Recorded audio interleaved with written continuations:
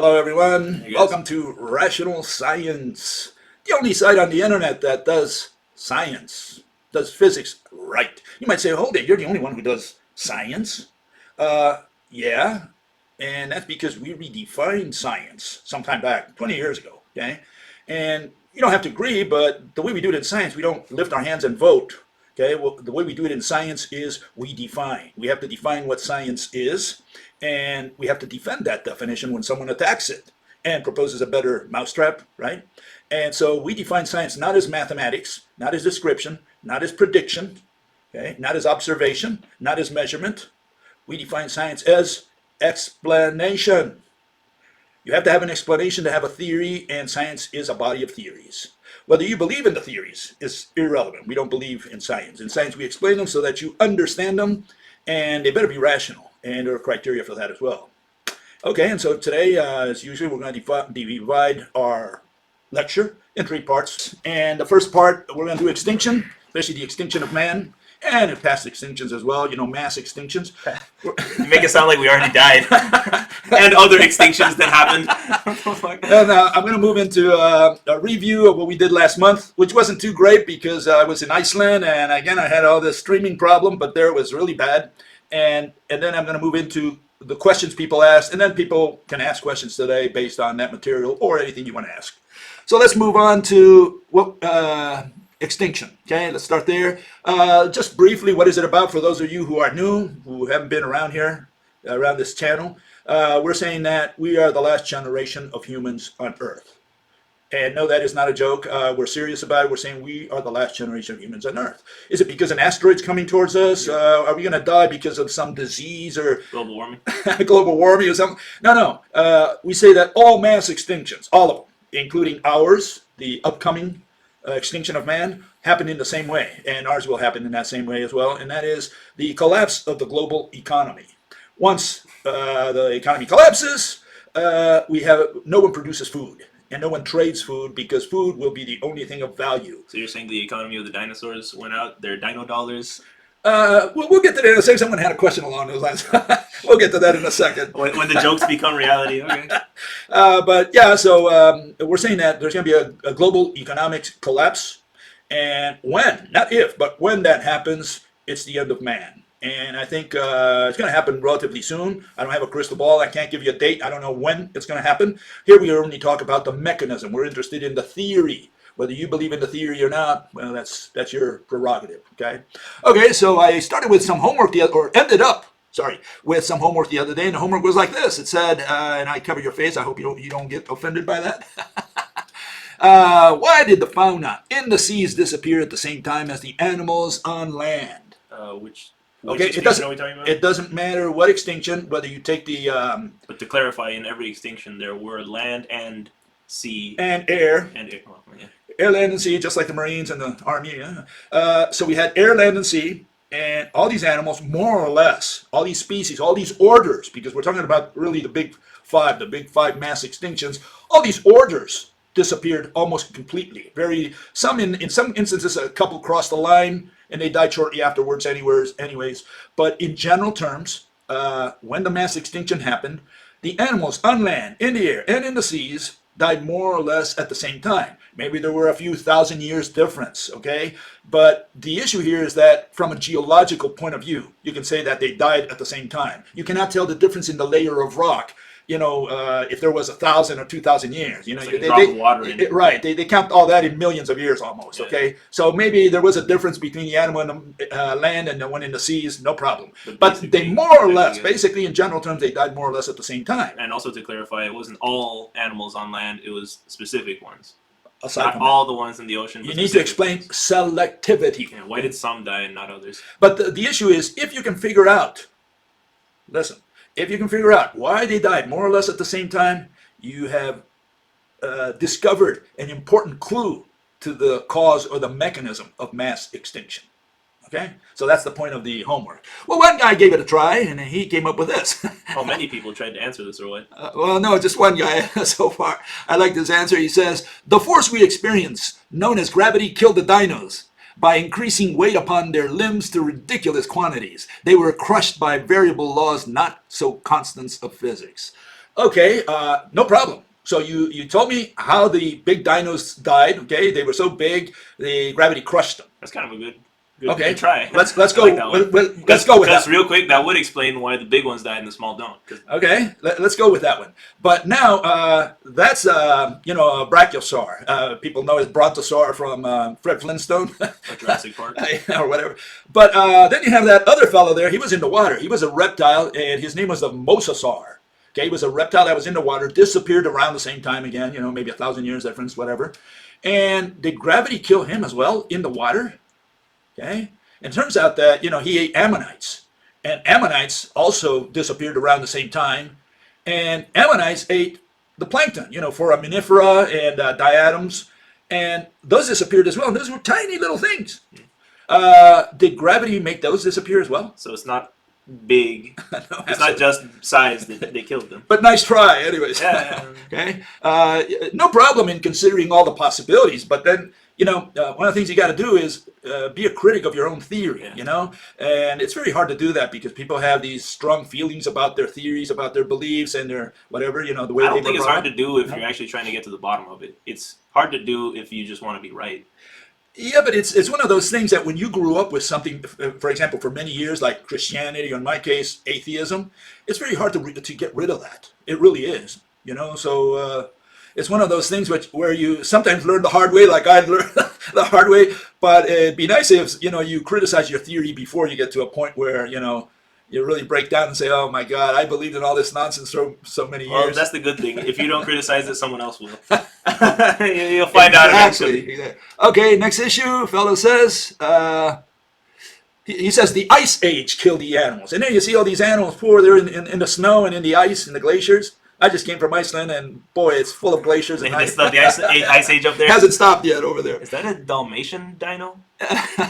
Which one? The one in the bottom? Oh, or in the bottom. middle? Yeah, this one. No, that's like a T-Rex. Yeah, but it's white and black with like spots. Yeah, they paint them any color they want, But the issue is, did they die? Did these dinosaurs die because of climate change? I mean, we have climate change so much in the news lately, and people talk a lot about it. The politicians, they have all these international meetings. They talk about climate change. There's this Norwegian girl. What's her name? I remember. And she talks about climate change. So everybody's into this climate change issue. Because, they go to the North Pole and they see, the glaciers melting and the poor little bears sinking in, polar bears sinking into the water. So, people talk a lot about climate change.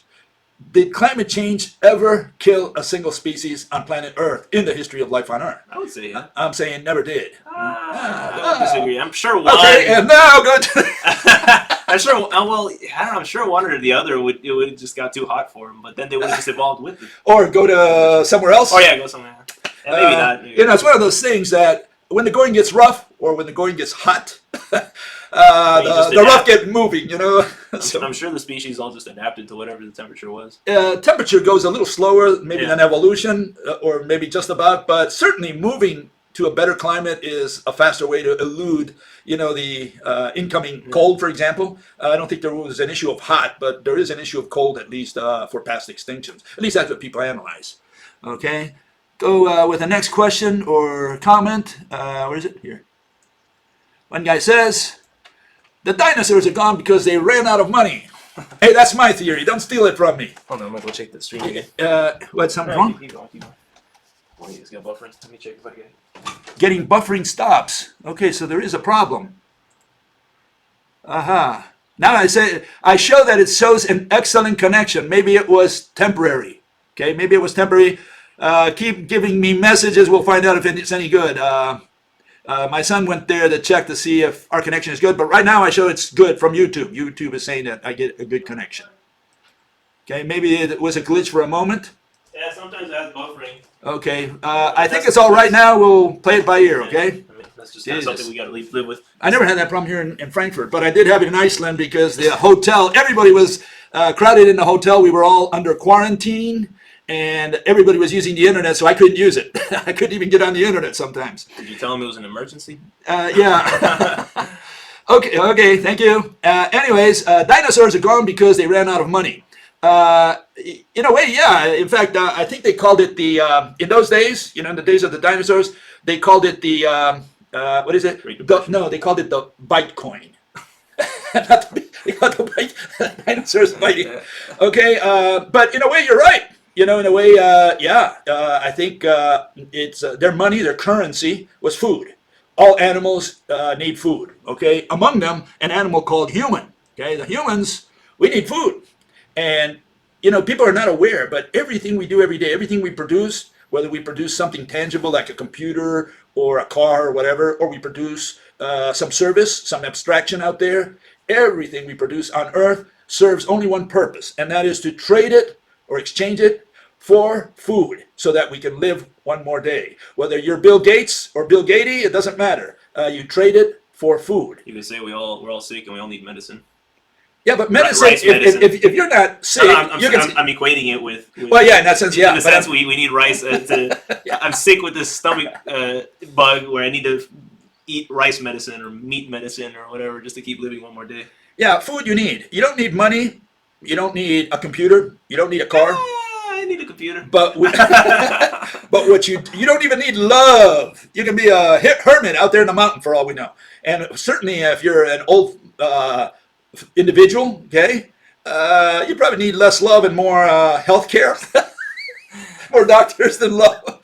But what we all need is food. We can't live without food, without water, air. Air is free. I think so far nobody's bottled that. Water, they bottled it, but we can still get some from the river if you have a clean enough river. They do have clean rivers in Iceland. Not here in Frankfurt. I wouldn't drink from the Main River. But what we all need is food. Okay. So yeah, the currency of you can say the currency of the dinosaurs. They didn't trade. Okay, they didn't invent trade, but they needed to eat. What does it mean for their currency to run out? Well, their currency, like all our currency, is food. Ultimately, so we take it for granted. We take it for granted that food, I can get it at the corner supermarket, and it's like we don't pay attention to food first because it's quite cheap in general. Whatever money you make, if you're working, whatever money you make, you just go to the store and you buy it. And it's like you take it for granted, but it turns out that someone produced it for money, someone distributed it for money. And if money is no more, for whatever reason, God comes in there and waves his magic wand and money is no more, that's it for man, because no one produces it or distributes it. So the issue is that all mass extinctions happen because the food chain collapsed. In our case, it involves money. In other animals, it doesn't involve money, but again, it's one of those things. Without food, for certain, you will die. Okay? Well, what does it mean that the dinosaurs' money ran out? He was criticizing my theory, saying, so what happened? Did money run out? Well, what is the theory, though? Well, the theory is that food ran out. But he's saying, because I'm saying it's an economic collapse, he said, oh, what happened? Did money run out? Well, yeah, in a way, it's the money that they use, and it was food. And it turns out that our money is really food as well, but we are not aware of that because we have these bills or maybe even Bitcoin or some abstraction that we trade, and we always do it for food, ultimately. I mean, you can buy computers, you can buy cars, you can buy whatever you want, services, but ultimately, what we produce everything on Earth is to eat and live one more day. Okay, so keep that in mind. Those are what I call the vitals. Okay, air, water, food, sleep, temperature, sex for some people. Isn't that like the Maslow's hierarchy of? Yeah, those are the needs? Absolute necessities, and that's where Mother Nature harps on. That's how she produces extinction, not through asteroids or volcanoes or anything like that. Okay, next issue. Let's move on here. You have it backwards. Oh, I'm so sorry. Okay, production creates money. Money does not create production.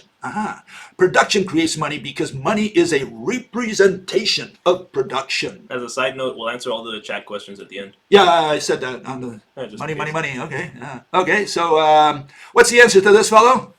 Here it is. We can get this thing up there. Okay. And it's that production does indeed create money. No problem there. However, when humans invented money, production preceded trade. First, you had to have production. You had to produce something tangible in those days originally so that you could trade it for something else. So there was a production, and it was production for production. And that was the exchange. But today, this day and age, right, without money, we have no production. If God comes in with his magic wand for whatever reason and eliminates all money, and we do not believe anymore in money for whatever reason, then no one produces anything. Money is what keeps the whole chain of our existence alive. So we're saying that it used to be that we produced first, like let's say way back then in hunter-gatherer times, or maybe after the agricultural times, production came first, and then since we had production, then we invented money to organize the production. But now it's kind of you could say, gotten out of hand, where now we only produce to make the money. Yeah, We now put the cart before the horse. things kind of changed around because now we produce only to get money. In those days, it was you produce something to maybe to get food or to get something tangible. I mean, maybe a guy traded corn for a table, for all I know, or some blacksmith produced a sword and gave it to you for some wheat or whatever. But today, we produce things, and even we're not even producing things. We're producing abstractions, and we trade them for money, which is another abstraction. And why? Because we want to have money. Because with money you can buy the world. Okay? So we've changed that around. And the question is, today we're completely in an abstract world. Okay, another issue. Here it is. No, we didn't talk about Torque Light yet. About what? I'm just answering some of the questions. Oh, yeah, we'll get there. We'll get to your questions at the end, okay? China is becoming the #1 world economy. It's happening right now as we speak. It will be common knowledge by the end of the 2030s, if we ever make it that far, okay? China is not going to take over the world, okay? We agree there, okay? It will be the financial capital of the world as it shifts from west to east due to the decline of Western republics devolving into oligarchies of career politicians and their cronies. That's a lot of politics, okay? And all I can tell you is I'll give you my 5 cents worth, and that's that, yeah, I agree that maybe China might overtake the United States, the West, whatever you want to call it, economically. But you have to remember first that China depends on the West for its growth. That's one issue. The other issue is that even if it takes over economically, I doubt very much the United States will allow China to overtake it militarily, okay? And that's an important point to keep in mind because that's taken us to a point where there's a crisis where China maybe expands economically to a point that the United States is worried about that so much that it creates a false flag, an incident like I showed the other day, and there's a war. We have not a cold war, we have a hot war. And just keep that in mind.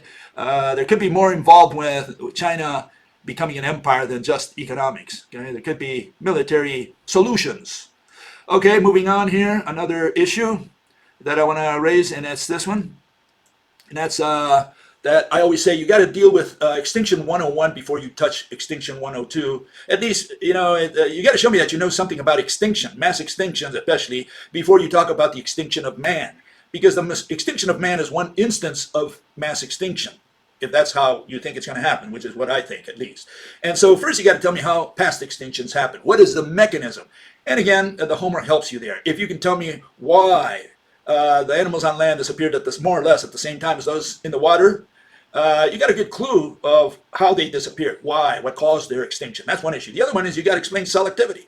Why on land itself some animals disappeared and others stayed behind. Okay, so just keep all that in mind. We do like for you to answer 101 before you answer 102. 101 is mass extinction. 102 is human extinction. It's a special case of mass extinction. And talking about that, here's one fellow who says, Extinction 101 never happened. We are still here. So I think he confused it. I think he was referring to 102, apparently, if he thinks that. Or he's saying that there were no such thing as mass extinctions and they all just evolved into us. Yeah, and that's a lot of people, especially religious people, they don't believe that there were dinosaurs and that those extinctions ever happened.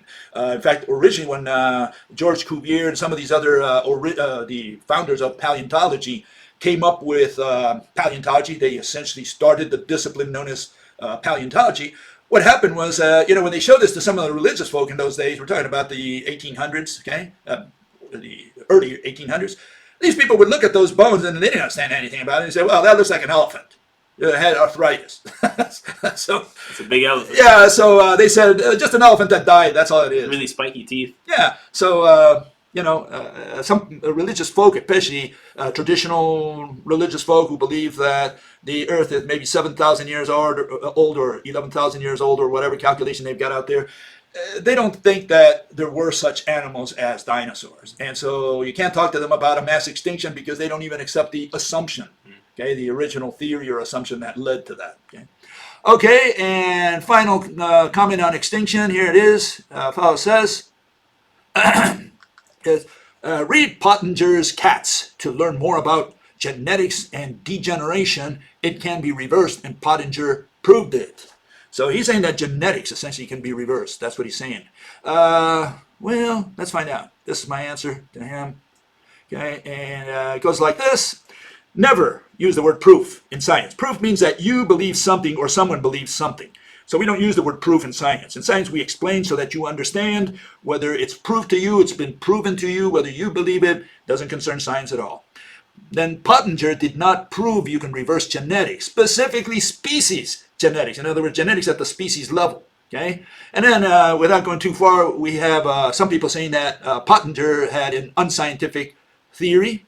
It says in 1985, Pottenger's results were criticized for lacking scientific validity by these couple of people here. Commented that Pottenger's study was overloaded with subjective observations and generalizations that render it unscientific. His overall inference was cooking meat made it unhealthful for cats is contradicted by the fact that all commercial canned foods are cooked. Cat foods are cooked. Okay, so some people don't agree with that. What he did, what this fellow did, was scientific. It wasn't proved to them. So it wasn't proved to them. So these are so-called experts. I mean, if you believe in some of these experts or whatever, again, it's got to do with proof. And all we have are differences of opinion out there. And I don't have a problem with differences of opinion as long as the guy puts out a theory and says, well, I don't like your mousetrap, mine is better. Fine, no problem. We listen to these two guys and everyone goes home, goes to his dark basement and reaches his own conclusions. That part is religion, belief. All we are interested in science is the explanation. Do you understand it? That's where science ends. What continues is religion.